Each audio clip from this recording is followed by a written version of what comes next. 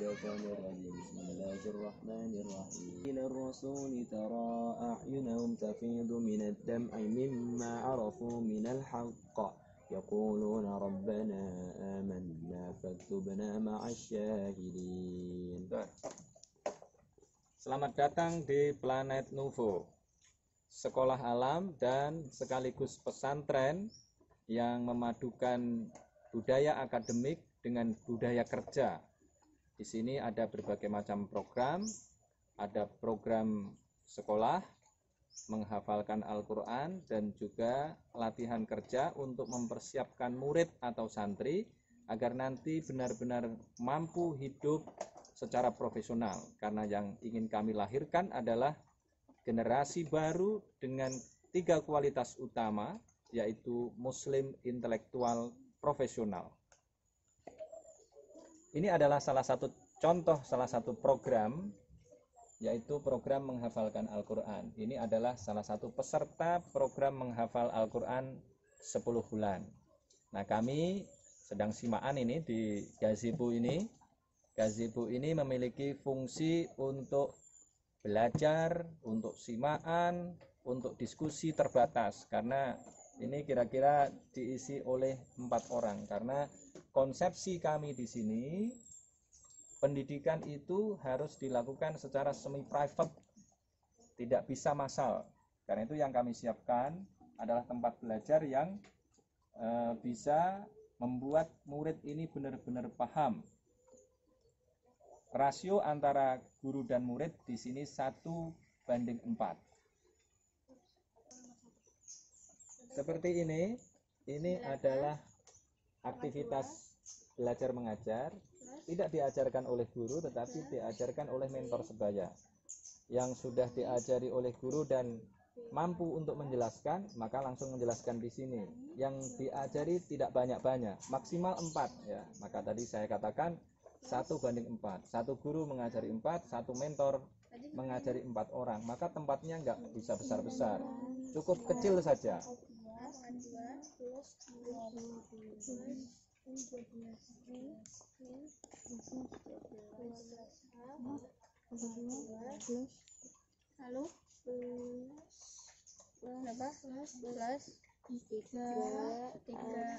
AB.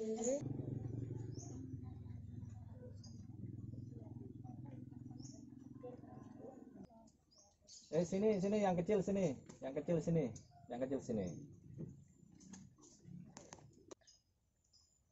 Coba i'rab surat Al-Jumu'ah ya, halaman kedua. Nah, Al-Jumu'ah. Nah ini ya. A'udzu billahi minasyaitonir rajim. Bismillahirrahmanirrahim. Ya ayyuhalladzina, wahai orang-orang yang amanu, beriman sapa mereka, alladzina idza nudiya, apabila diseru apa li sholati, untuk salat, min yaumil jumu'ati, pada hari Jumat, jawab idza, fas'au ila dzikrillahi wa darul bai'a, fas'au, maka bersegeralah sapa kalian, ila dzikrillahi, kepada mengingat Allah, wadaru, dan tinggalkanlah sapa kalian, tinggalkanlah ing al bai'ah, jual beli, dzalikum, utawi yang demikian itu, iku khairun, lebih baik, lakum, bagi kalian, in kuntum, jika ada sapa kalian, ada iku, ta'lamuna, mengetahui sapa kalian. Ya, jadi selalu ya kalau ada idza harus bilang jawab idza, maka. Karena itu ada jika maka gitu ya. Kalau ada utawi harus ada ikunya. Begitu. Nah, ini adalah contoh aktivitas i'rabul Quran yang bisa dilakukan oleh anak SMP kelas 1. Dan ini adalah metode yang walaupun pakai utawi iku, tetapi metode yang bisa diserap, dipahami, dipraktekkan oleh anak-anak dari mana saja, dari Jawa, dari luar Jawa. Dan sudah kami buktikan, alhamdulillah dengan cara ini, dengan metode ini, anak-anak lebih mudah untuk memahami i'rabul Quran. Tingkatkan terus ya. Tadi ada yang salah, saya koreksi. Ingat-ingat jangan sampai salah lagi, ya. Ada apa Mas Wildan?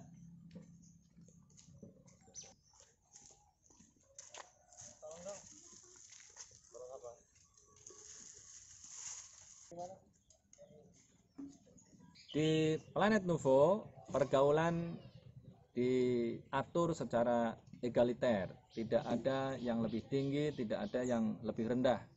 Maka panggilan pun di sini disesuaikan, tidak ada panggilan Kang, yang ada adalah panggilan Mas atau Bang.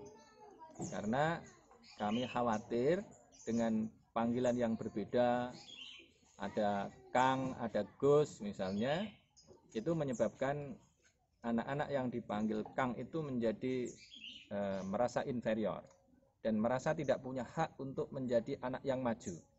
Maka di sini anak-anak ustadz, anak pengasuh tidak dipanggil Gus, tetapi sama dipanggil Mas.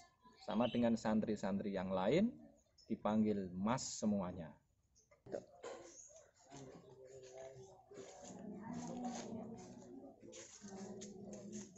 Ini adalah bilik-bilik santri.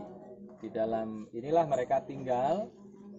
Satu bilik ini ditempati oleh maksimal 4 orang juga. Jadi nanti kontrolnya mudah, tanggung jawab santri juga mudah. Kalau kamarnya terlalu besar, diisi oleh banyak orang, nanti kebersihannya kurang terjaga. Kalau ada yang dimintai tanggung jawab, jadi lempar tanggung jawab. Tapi kalau kecil-kecil begini ditempati oleh 4 orang, tanggung jawabnya menjadi kuat. Nah, contohnya ini nih. Misalnya ini 4 orang penghuninya, dan di sini ada lemarinya. Jadi lemarinya di bawah. Jadi atasnya menjadi lebih longgar lagi. Mereka bisa menggunakan ini untuk tidur, juga bisa untuk aktivitas belajar, aktivitas simaan, saling mengoreksi, saling membantu kesulitan mereka sehingga mereka akan belajar dengan lebih cepat.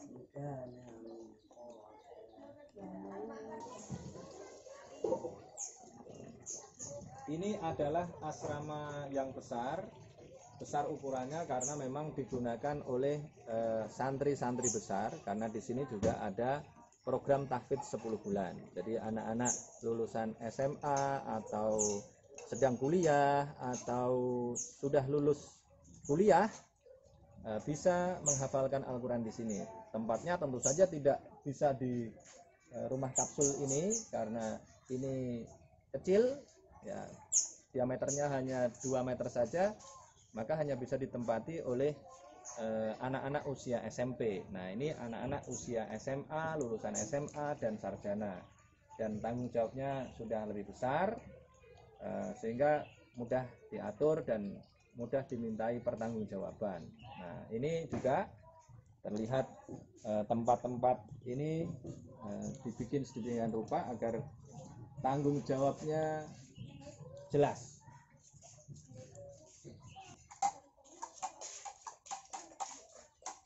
Mau kemana ini? Ini bawa apa ini? Piring. Piringnya sendiri-sendiri? Iya. Udah dicuci belum? Udah. Makannya di mana? Oh, di sini. Jadi habis makan nyuci sendiri. Iya. Ya. Masak sendiri ya? Harus bisa masak sendiri ya? Iya. Ya.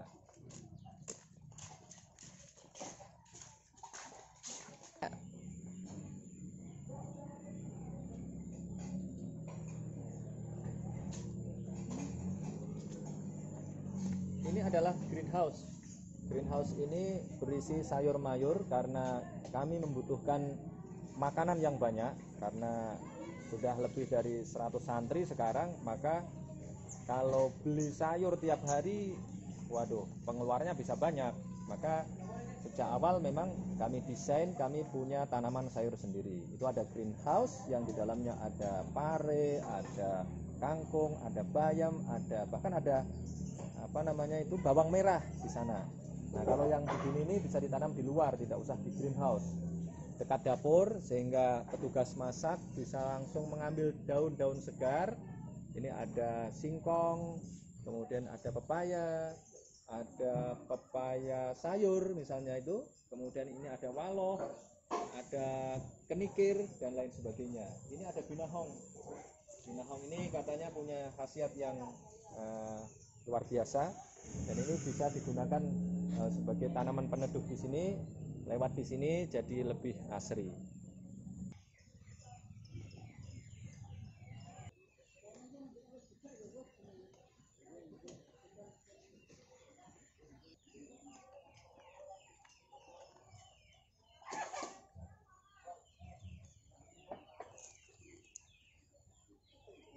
Itu adalah santri-santri yang bertugas untuk menanam sayur. Tentu saja harus membersihkan gulmanya. Ini adalah selada. Selada ini penting karena makan itu seringkali kita butuh lalapan. Nah, selada ini salah satunya. Kemudian ada bayam, ada sawi, tadi ada bawang merah, ada cabai, ini ada apa namanya nih? Pare ini, ada pare, ada pepaya juga ada di dalam itu, ada kangkung. Nah, semuanya ini kami tanam agar kami tidak usah pergi ke luar, hemat tenaga, hemat energi, ya, hemat macam-macam, ya, tentu saja juga hemat uang, tentu saja. Dan bahkan kami sudah berencana agar tanaman-tanaman kami ini kita jual keluar. Ini adalah rumah bambu yang menjadi ikon Planet Nuvo. Ini adalah rumah yang pertama kali dibangun dengan bentuk yang unik, bentuk segitiga, semuanya 100% bisa dikatakan demikian terbuat dari bambu yang ada di sekitar sini. Karena konsep sekolah alam maka harus memanfaatkan bahan-bahan yang juga berasal dari alam sekitar.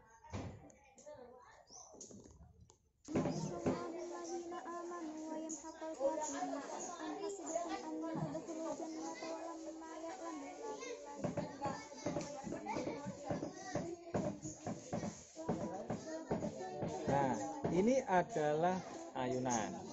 Kami desain sedemikian rupa sehingga ada 2 orang, ya, sepasang santri yang bisa duduk di situ sambil santai dan bisa membaca Al-Quran, bisa simaan seperti ini, sehingga suasana menjadi nyaman, tidak stres, menganggap semua pembelajaran di sini ini menjadi ringan.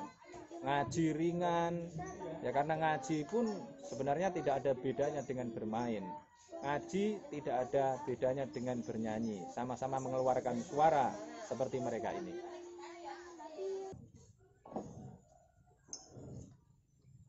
Dan ini juga bilik-bilik, tapi kami desain secara berbeda juga.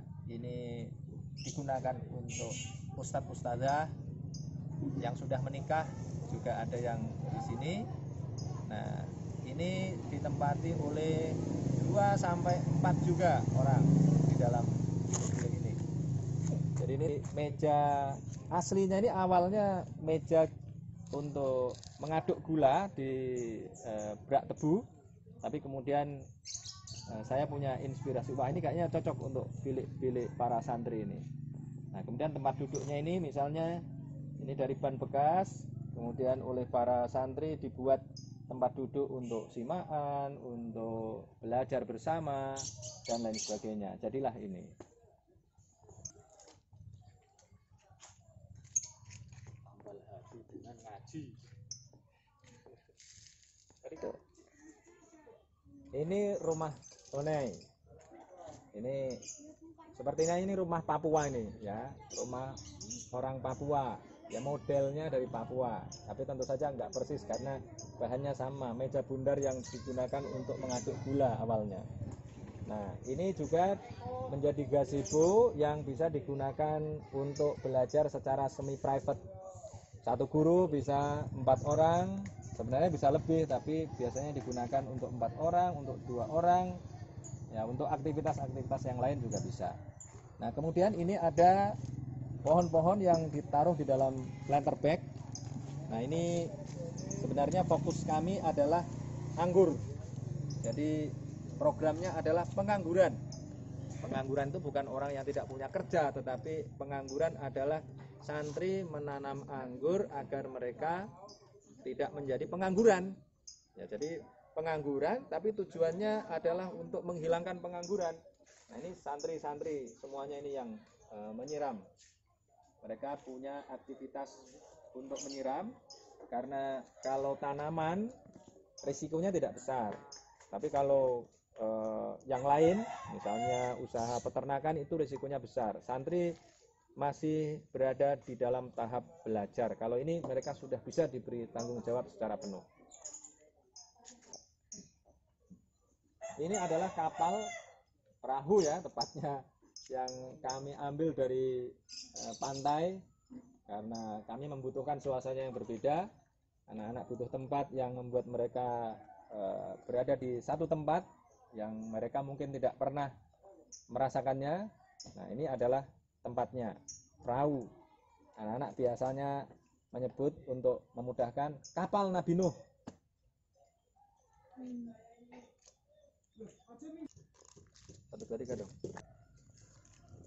Ini adalah gedung, calon gedung ya tempatnya, karena kalau yang di sana tadi itu semuanya adalah inovasi. Tetapi kalau ini adalah tuntutan birokrasi.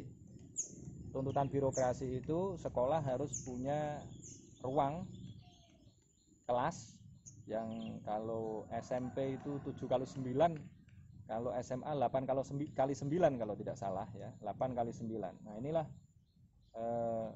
tempat yang merupakan tuntutan birokrasi dan kami penuhi. Nah, kalau yang sana tadi sekali lagi itu adalah inovasi.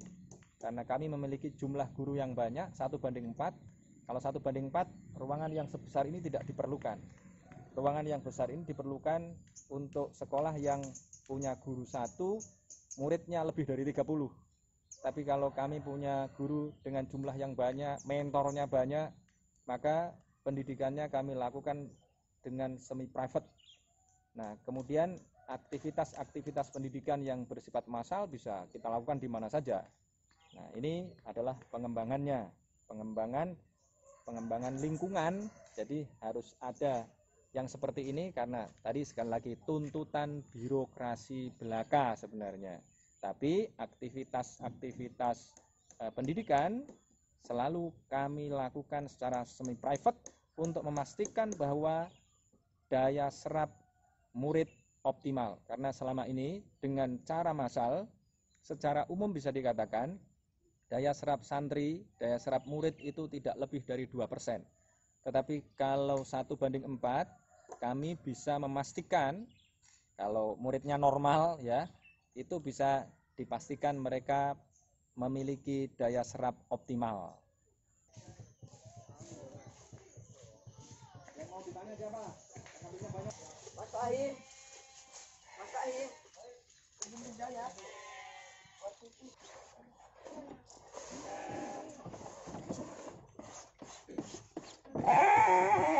Assalamualaikum Ustaz Saud.